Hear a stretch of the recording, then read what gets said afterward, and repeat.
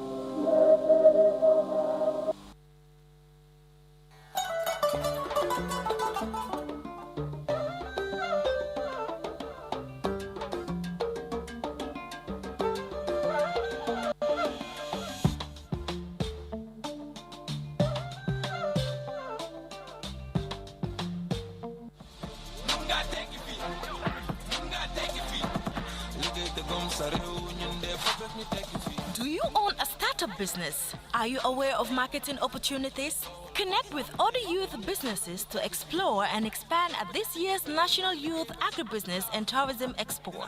With over 200 participants for 2 whole weeks.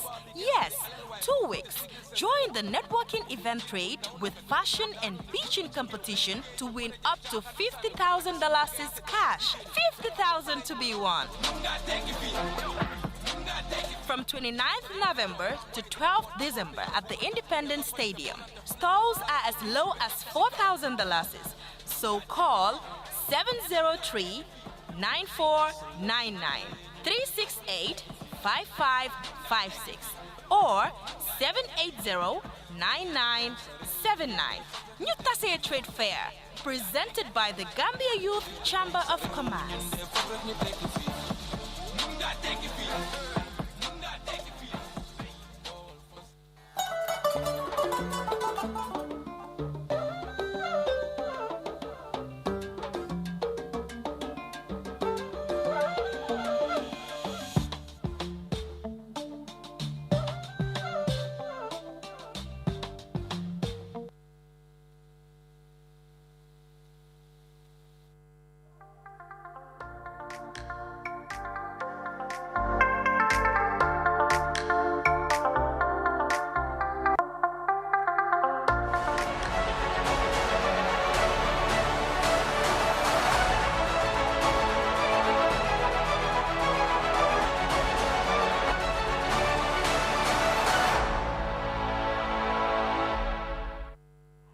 Good evening. It's a warm welcome to GRTS News with me, Winifred Nikul, but first, the headlines. Setting the foundations for sustained peace. The National Youth Council joins forces with UNFPA to train young people on peace and security. Building expertise on sub-regional legal instruments. More than 50 legal luminaries, including judges and lawyers, begin a capacity enhancement program on procedures of the Community Court of Justice. And easing access to potable water. The Nigerian company in the economic mission unveils a water project for the community of Bafuloto. In sports, we journey to Doha, where Africa's track queen and Gambian sprinter Gina Bass hits the racetrack with the best in the women's 200-meter finals at the World Athletics Championship. While the Gambian athlete emerged sixth at the end of a daring run in the IAF women's 200-meter finals. While elsewhere, mending a frosty relationship, Nigeria's President Muhammadu Buhari heads to South Africa for a state visit amid hostile ties following attacks on Nigerian citizens in South Africa. Plus, security is ramped up in Somalia following attacks targeting U.S. and AU officials in the capital, Mogadishu. Well, all that and much more coming ahead. Thanks for staying with us.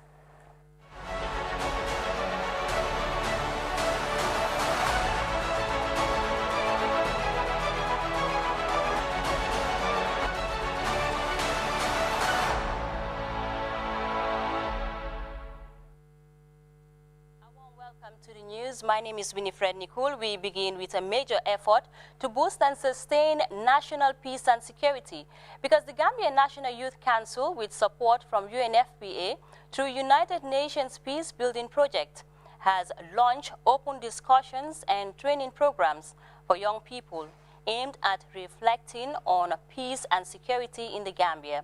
The platform brought together 70 participants from the 7 administrative regions to share opinion, experiences, and come up with positive measures in maintaining the country's peace and security.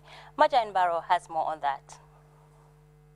Young people constitute over 63% of the Gambian population. The National Youth Council continue its leading advocacy role meant to enhance the effective participation of young people in national development. A vibrant and empowered council has remained to be the driving force for the National Youth Council. Dabo. When there are violences, it is the young people who are at the forefront or are the front runners in most of those chaos. But often, they are not the initiators. UNFPA representative Bakari Jatta said his organization has given support to NYC on a project that gives chance to young people, women and children to meaningfully contribute towards the decision-making process, especially towards violent issues and restoring peace. At the UNFPA, one of our priorities is to support youth-led activities that are meaningful to the development of the country, and also activities that will help young people to realize their potential. The chairman NYC Dembo Kambi emphasized on the importance of peace to meaningful development. He said the Gambia, with everything it has, can never become meaningful without peace, and urged the entire Gambian populace to put all our political interests aside and come together as one. Let's put all our differences aside. Let's put all our political interests aside.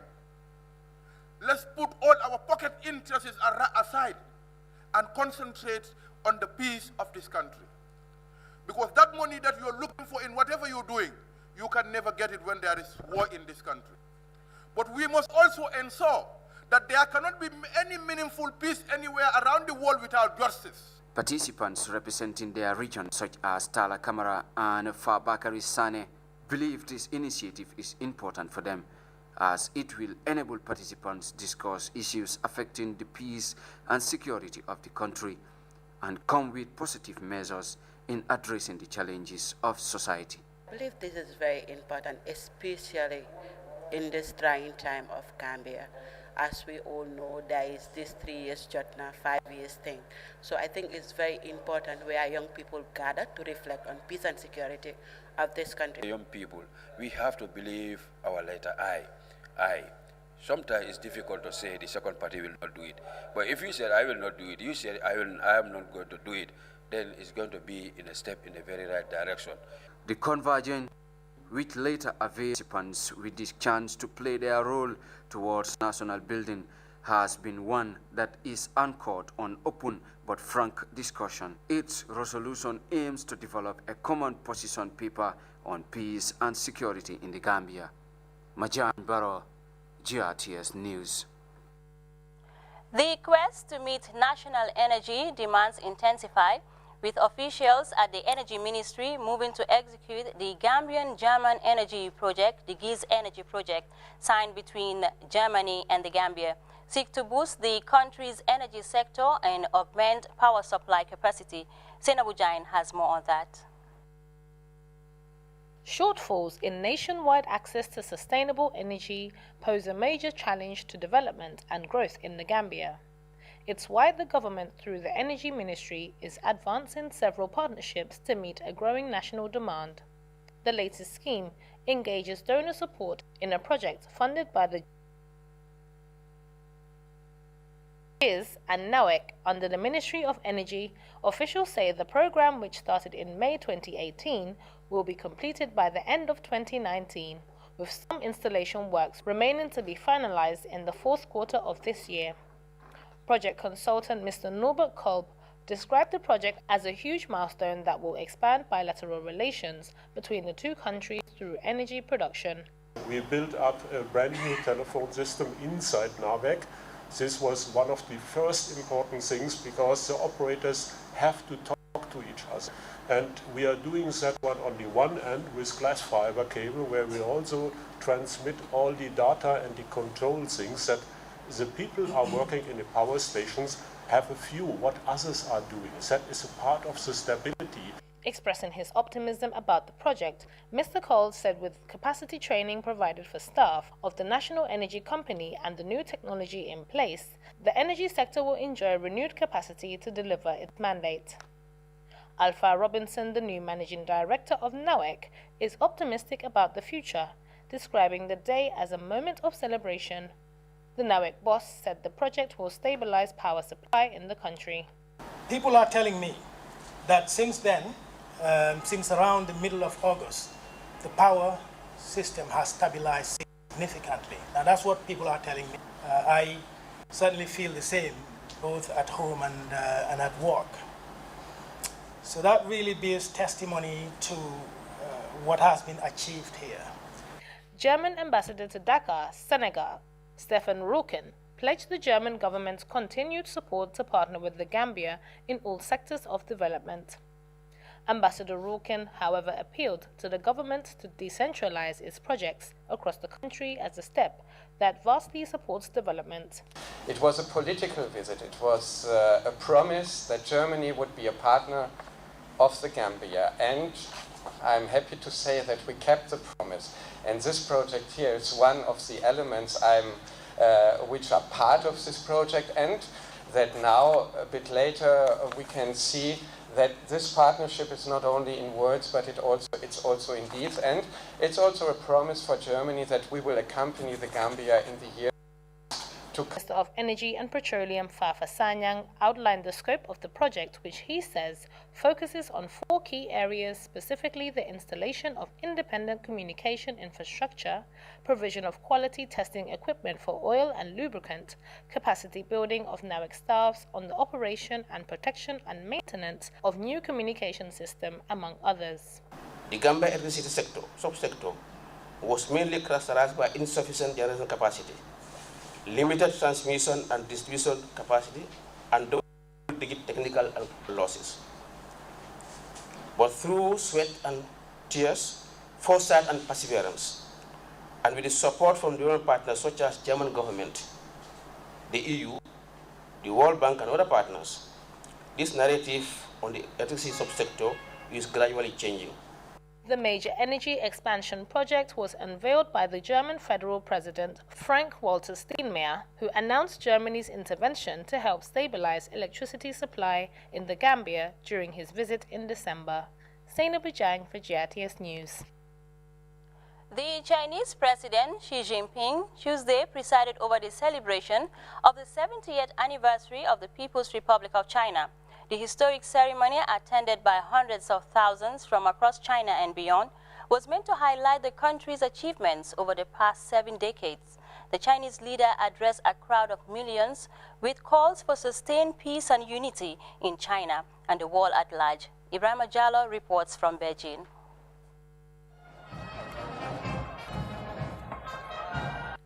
The Chinese President Xi Jinping delivered a memorable speech as hundreds of thousands of celebrants gathered at the Tiananmen Square in Beijing for the 70th anniversary of the People's Republic of China. Let me express my deepest tribute to the revolutionary heroes and martyrs for their immortal contribution to national independence, people's liberation, the building of the nation, and the well-being of the people. The president described the occasion as a moment of joy and reflection for the Chinese people at home and abroad. He paid tributes to the nation's forefathers who sacrificed for the liberation of the country from foreign interference in 1949. The mission was led by former chairman Mao Zedong, the founder of the Communist Party of China, CPC. Over the past 7 decades, China witnessed rapid transformation in various aspects of development, including poverty alleviation and economic growth. The Chinese Liberation Army on parade displayed latest military hardware, including rocket launchers, DF-17 and intercontinental ballistic missiles for national defense. The Chinese leader expressed confidence on the National Liberation Army. He said, no force can ever shake the status of China or stop the Chinese people and nation from marching forward. Today, a socialist China is standing in the east of the world, and there is no force that can shake the foundation of this great nation.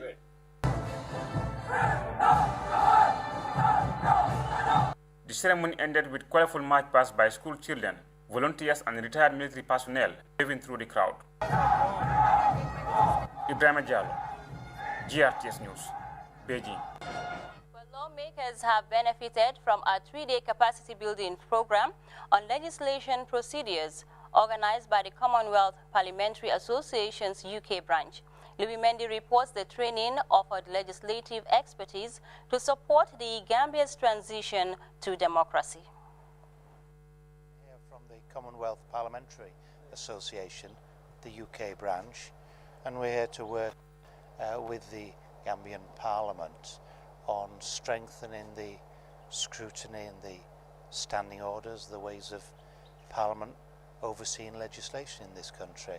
And this is part of a project that's been going on for the last 3 years. In our judgment, you've been very successful in strengthening democracy in Gambia, so we're delighted to come and share some of our experiences and learn from some of your successes. John Mann, a member of the Commonwealth Parliamentary Association, the UK branch, led the delegation to the Gambia to give capacity building to the country's National Assembly members as the transition to democracy continues after 22 years of authoritarian rule. How to hold the executive accountable were some of the lessons shared during the 3-day session. Precisely how parliamentarians who've been elected can be scrutinising legislation, creating legislation, holding the executive to account, using the new standing orders that have been created for the National Assembly, and how they can develop their own personal skills, especially the new members of the National Assembly, so that they can play their full role in participating in the democracy.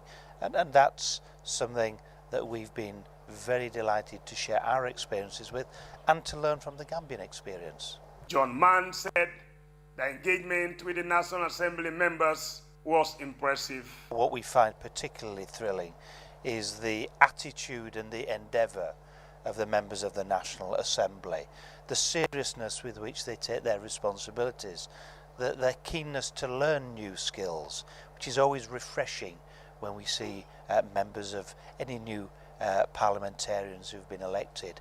And so that's what's really exciting from our visit so far. On the other hand, the Gambia National Assembly members, as beneficiaries of the training, say the tutorial will bring some differences in the discharge of their duties. Honorable Bakari Kamara, the NAM for Kian Central, and Honorable Momodu Kamara, the NAM for Fonyi Bintan Karanai District, further explain. We are seeing great improvement in terms of performance of the National Assembly members. All these things are happening as a result of their assistance. And then it does not stop at the members, but even the table office, the table clerk, and other senior members of the National Assembly. So we're here from the Commonwealth Parliamentary Association. A three-day training for judges and lawyers of the Gambia by the ECOWAS Community Court of Justice is underway at a local hotel in Kololi. Janketure reports more than 50 legal practitioners are taking part in the program.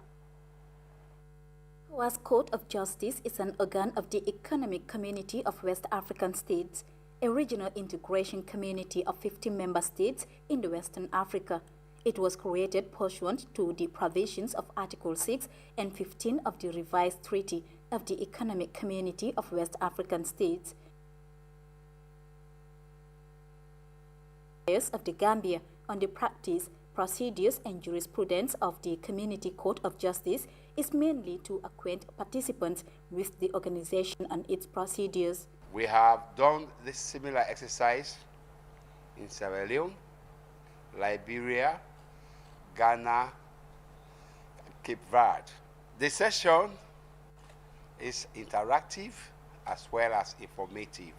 It is informative because we are here today to tell you or to clear some of the doubt or suspicion that member states has been having on the status of ECOWAS Court. The workshop would be very much interested in the various cases that emanated from the Gambia in terms of the conclusions reached relating to the jurisprudence and the jurisdiction as applied to these various cases. Salud Hall, the President, Bar Association of the Gambia, commended the organization for conducting such an important seminar. This, he believes, will equip their capacity on issues related to the human rights mandate of the court. It is very, very important and commendable that the ECOWAS Court is taking the step to come to this jurisdiction to sensitize us, build our capacities and ability to represent clients' interests in this court. Indeed, Gambia is no stranger to this court. I believe a number of cases have been adjudicated at this court.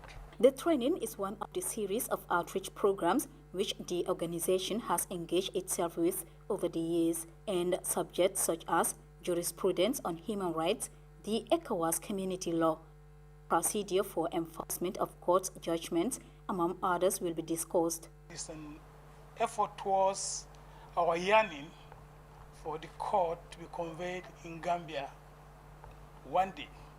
And the entire Ministry of Justice appreciate this effort because to bring a lot of enlightenment to the community, especially the victims that are crying that they don't know how to get to ECOWAS court. More than 50 legal practitioners attended the training. Mohamed Ndour, a participant from the judiciary of the Gambia, is confident that the training will build his capacity and procedures of the court. At the end of the training, I would have been fully equipped in terms of knowledge and procedure of the court, what are the things that the court can hear, and then also I believe I will also be taken through the jurisprudence of the court. As you may know, this ECOWAS court has had a lot of cases, a number of cases from the Gambia. Quite notably is the Haidara case. The training will last for 3 days, and officials urge participants to utilize the knowledge gained from the training to better provide justice to all. Reporting for the news, I am Janketure. No child needs to live with a cleft is the ambitious slogan being used by an organization dubbed Smile to Train. The non-profit organization and charity providing corrective surgery for children with cleft lips and palate has partnered with local doctors to offer free cleft surgery for Gambian children. Earlier, GRTS spoke with the head of oral dental surgery at Edward Francis Small Teaching Hospital in Banjul about its forthcoming cleft surgery scheduled for the 7th to the 11th of October. We advise viewer discretion as the following pictures carry graphic content. Let's take a listen. We're running a cleft lip, cleft palate program from the 7th of October to 11th. We're having some consultants from Nigeria.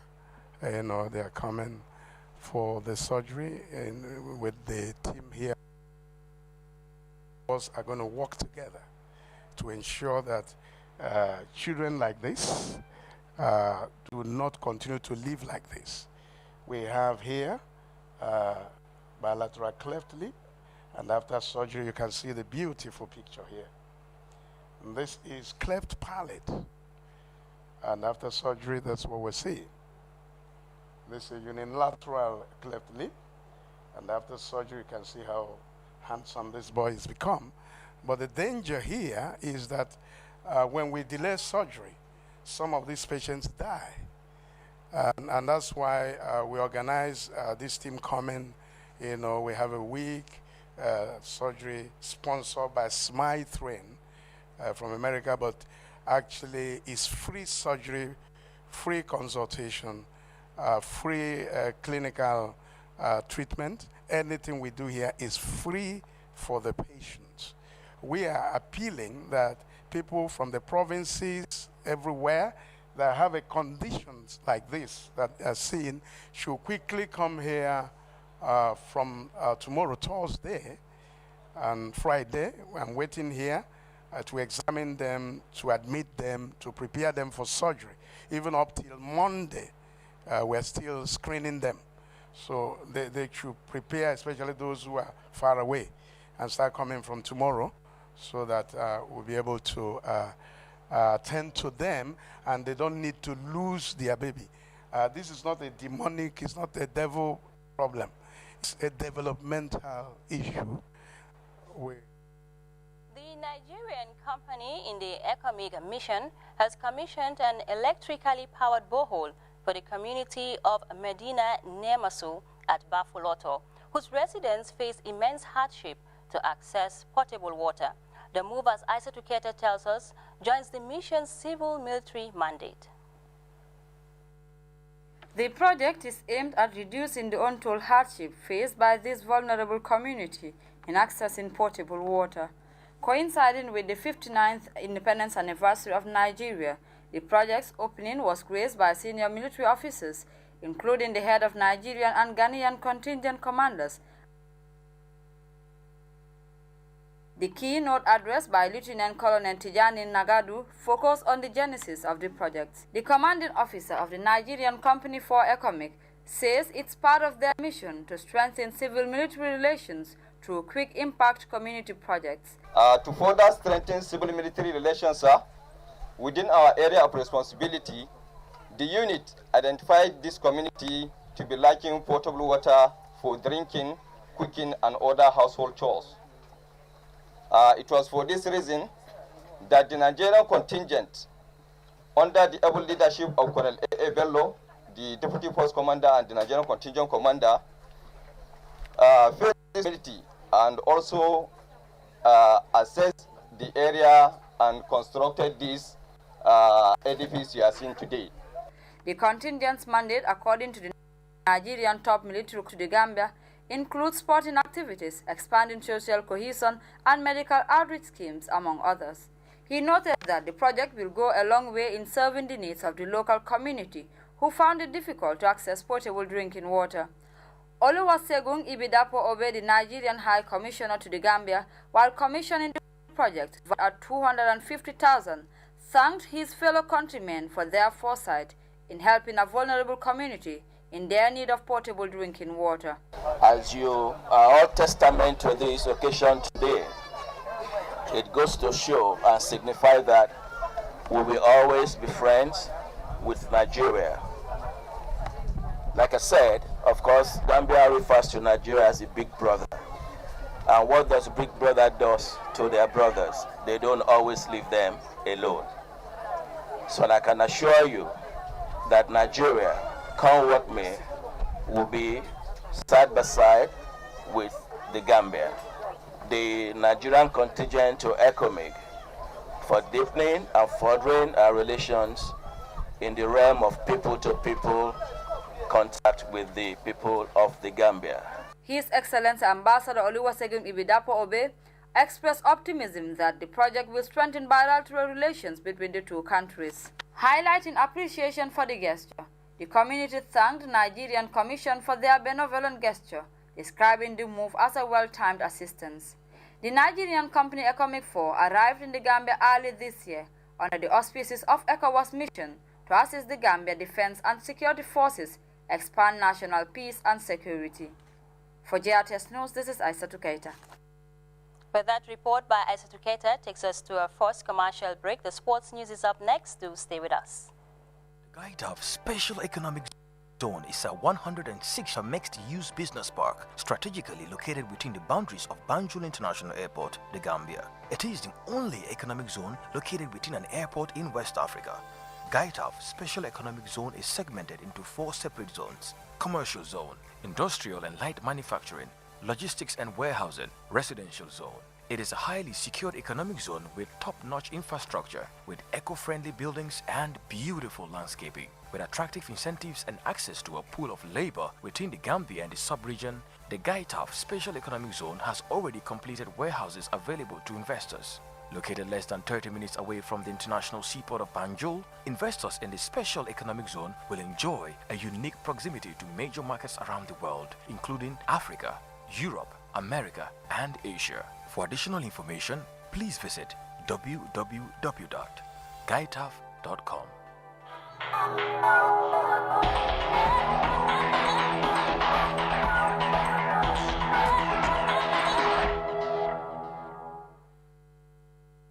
Welcome back. The reigning African Games 200-meter champion and Gambian sprinter Gina Bass is making history in Doha in the World Athletics Championships. Gina Bass maintains a steady record, taking her into what is perhaps her biggest test as an athlete. The Gambian sprinter hit the race course with some of the best and finest athletes in the 200-meter finals, making a commendable finish at the end of a daring run in Doha, which ended moments ago. But let's stay with sports because Birkama has beaten GPA by 101 runs to 70 runs to win the Gambia Cricket Association's annual Super Cup trophy. Birkama won the first innings by 101 runs, which GPA failed to match in the second innings. Well, that report by MS Jallo will come in our 10 p.m. newscast. Well, we take our second break now. First time in the Gambia. Your favorite GSM operator, Africell, is the first and only GSM operator to launch a brand new technology called the eSIM. The eSIM simply means you can use your phone without a SIM card. Do you have an iPhone XS, iPhone XS Max, or a Google Pixel 3? If you do, then walk into any Africell customer care center and activate your eSIM today. With your virtual Africell SIM, you can use more than one number without having a physical SIM card in your phone. Enjoy this brand new technology for the first time in the Gambia, brought to you by Africell. eSIM, your phone without a SIM card. For more information, please call 111. Where Africell goes, nobody dares to follow. Over now to news from outside the Gambia. South African President Cyril Ramaphosa is set to receive President of the Federal Republic of Nigeria, Muhammadu Buhari, for an official visit on Thursday. Well, CGTN's Angela Kobler looks at what the two leaders are likely to discuss. Continental powerhouses have a lot to talk about. The statement comes at a difficult time in their relationship. We're really hoping that this will help improve the relationship. I mean, it has been through rocky times, probably always, but particularly at the moment. And I think the timing of the state visit is important because it's come quite the xenophobic attacks. They both need one another to create the kind of economic dynamism and African unity that everybody talks about, but very few people actually practice. But at the same time, they compete for regional leadership. The official government-to-government relationship goes back to 1999, when the Binational Commission was established. There's a lot of outstanding practical issues and outstanding agreements and agreements that are not working that I'm told are going to be looked at again or that are no longer relevant because they've been sitting on the books for such a long time. So there's a lot of work to be done because the binational is supposed to sit regularly, but it hasn't. The regional dynamics are important and the outcomes of wide-ranging discussions will be closely watched by both sides. The truth of the matter is that South Africa needs Nigeria a lot more than Nigeria needs South Africa. The amount of trade is skewed in South Africa's favor. South African investment in Nigeria is very significant. And we could see, the fear, that South African businesses experienced when the retaliation began. So I would say that probably South Africa needs to do a little bit of a charm offensive. One of the bugbears of visits and bilateral negotiations of this nature is that businesses on both sides generally aren't involved in the discussions, the information after the fact. This year we have actually sent input a lot of the issues that business is having, whether it be logistics, practical issues, licensing, permits, etc., bureaucracy, but also visas, particularly for Nigerians coming to South Africa. The process is incredibly slow. On a broader level, analysts are suggesting that a different approach should be taken by the two countries, and they should be taking lessons from the smaller non-oil and mining economies, who have acknowledged that they need to be a lot more open economically, a lot more welcoming to FDI and to foreign concerns, and actually grow their economies. I think in this case, pride and mutually applied pride is probably doing a lot more damage than we acknowledge, and it is not quite, I think, how these two should play out. The leaders of the two continental powerhouses have an opportunity here to reset and restart the relationship between those two countries for the benefit of the entire continent. I'm Angelo Coppola for CGTN in Johannesburg, South Africa. Somalia security has been beefed up on security basis after Al-Shabaab launched deadly attacks on US and AU targets in the country. CGTN's Abdul Aziz Bilo has more. Monday's attack is perhaps Al-Shabaab's deadliest attempt in recent years. The attack consisted of 4 explosive-laden vehicles and heavily armed soldiers who tried to storm the Balidogle military base, some 100 kilometers northwest of Mogadishu. The terrorist group attempted to launch an attack using 4 explosive-laden vehicles and several fighters. Our forces executed all the attackers. Balidogle is home to US-trained elite squad of the National Army known as Danab. Washington also uses the strategic airfield in the Lower Shabelle region as a drone base for its counter-terrorism operations, mostly targeting militants in southern Somalia. Danab has in recent months dislodged Al-Shabaab from a number of towns and villages in the Lower Shabelle region, the epicenter of the conflict in southern Somalia. Al-Shabaab says that it killed more than 100 soldiers in Monday's attack and destroyed a number of drones and military helicopters, a claim the Somali government has since denied. What Al-Shabaab did wasn't an act of cowardice. The reign is over in the Lower Shabelle region and most parts of the country. They tried to overrun an army base with explosive-laden vehicles and armed fighters, but faced stiff opposition from our gallant soldiers.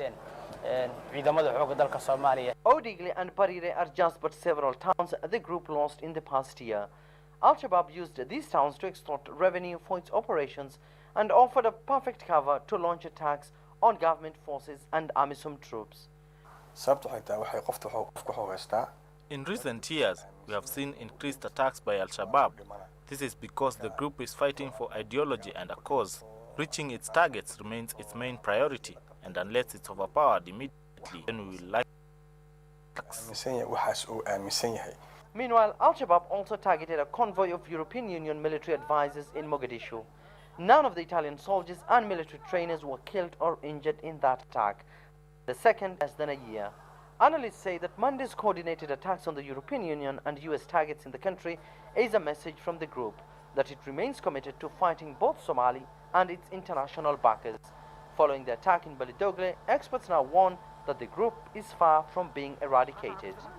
Abdul Aziz Bilo, CGTN, Mogadishu, Somalia. Well, live from Banjul, this is GRTS News with me, Winifred Nicole. A quick look at our top stories before we go. Setting the foundations for sustained peace. The National Youth Council has joined forces with UNFPA to train young people on peace and security.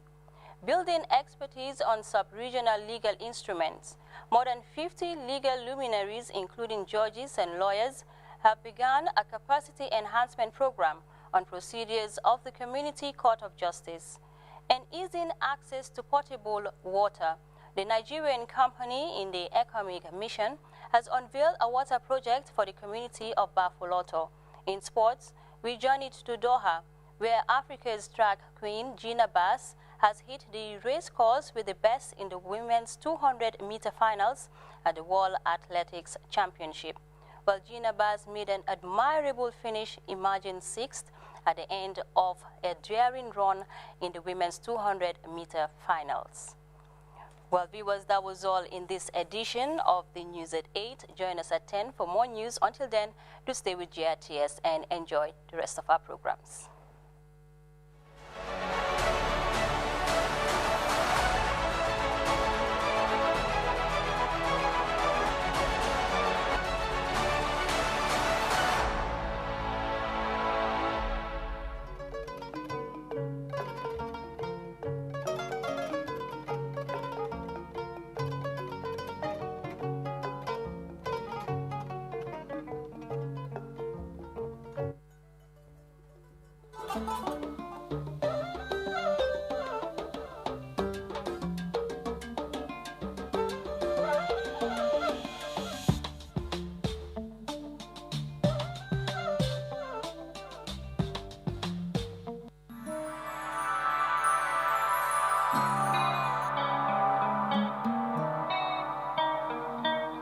Gambian kulu, mbani mfalu, mbarolema, alilamoi, nakurambunda, yekol yakuwa soto. Anung halisay kuraman tolbe simbal danila. Dugare, alkana nyinakala silvana kafinti. Dugare. Kala jikan alfa Dugare alfa ye muna fankura mimbali lampola Dugare fansi kurang obaindi fasembesi Nakoli gondo sitara Paso kan nakarambong si jono Sikura boindi Nabangkola nya tutaye Nakoli gondo sitara